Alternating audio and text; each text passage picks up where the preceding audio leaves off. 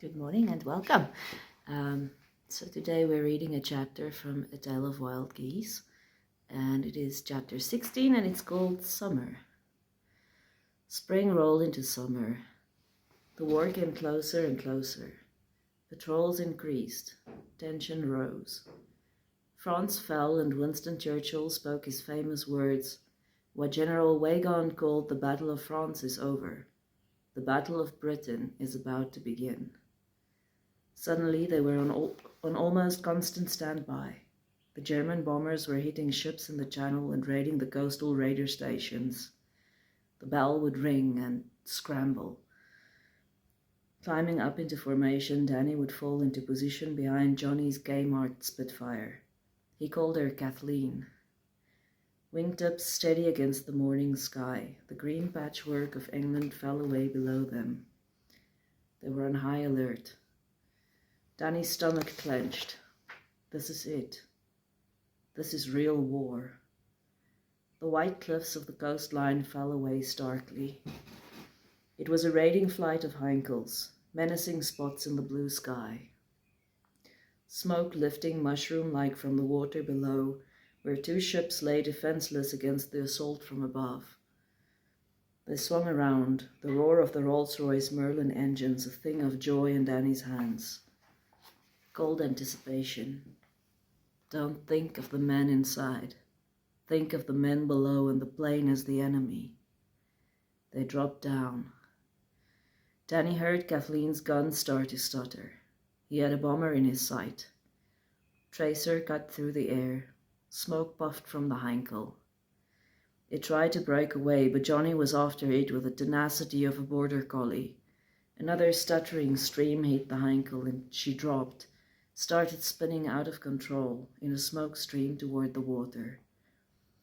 There was another Heinkel going for a bomb run and Danny took a deep breath, dropped into position. He steadied himself, blew out, pressed the gun trigger. The crosshair shivered on and off of his target. Steadied again, pressed again. He could see the impact. Shot again, was too close now, had to break up and away. 109s. 109s from the sun. Suddenly it was a deadly dance. The deadly fighters came from above, spitting bullets at them. Danny's wing jerked, but he kept control, rolled away sharply to the right. Almost got the yellow spinner of the 109 in his sight, but the Spitfire dove in between them. He pulled up. It was a deadly whirlwind of planes spitting lead. He shot another burst at a 109, missed, but made it break off the tail of a Spitfire. Johnny screamed like a banshee in his ears. "I got one of the bastards!" One of the German fighters was in a straight dive down to the grey sea below. Danny briefly saw it hit the water and it was gone, and he had another on his tail, yellow spinner, stuttering lead. He veered and rolled, broke, felt the impact again, but his plane responded sweetly, felt undamaged.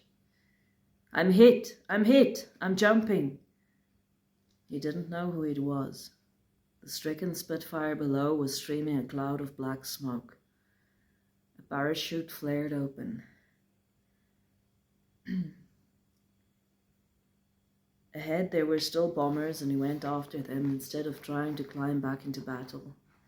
You didn't meet the enemy fighters from below. He chased down a bomber, let loose a stream of gunfire into the engine. Fire and smoke burst from it. He stuck to it. The ventral gunner was returning fire. He heard the shots strike. Fuel tanks. Was there leakage? Go down, damn it!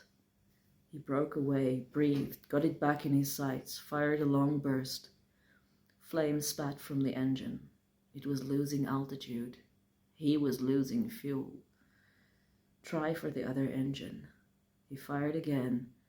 Could hear his guns, feel his guns, hear the impact above the roar of his engine.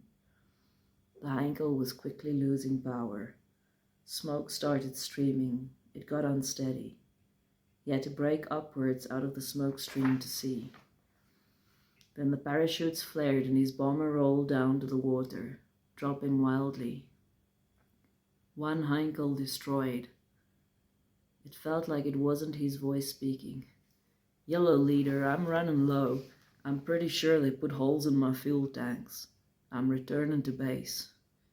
"Roger, Yellow 4. Received." As he broke for home, suddenly a flight of hurricanes screamed into the fight. The 109s must have been low on fuel too, because they broke and fled for home. His fuel gauge was dropping much faster than it should. He pushed hard for home. He was within sight when the engine started coughing. Died.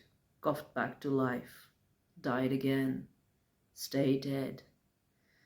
He kept the plane steady, although she was dropping fast. There was enough open space he could crash land her and have a chance of saving her. She was definitely empty, not much chance of catching fire then. He brought her down as steadily as he could. Hit the ground hard. Bounced. Settled her then. The ground was bumpy, the hedge coming up too fast. He clenched his teeth, braced, and they crashed through, then came to a shaky standstill. Everything seemed more or less intact. He scrambled out, dropped off the wing, stood bent over for a moment to catch his breath. He was still whole, and F seemed relatively unscathed. She would fly again. He took off his gloves and helmet. He heard planes coming in. 2 flew straight by, starting to drop for landing. 1 flew by, then circled back. It was Kay Kathleen. She dropped down till Johnny was almost hedge-hopping. He lifted his hand to Johnny, showing he was all right. There was a grin and the middle finger flashed at him, and then Kathleen pulled up and away into the sky. And thank you for joining me.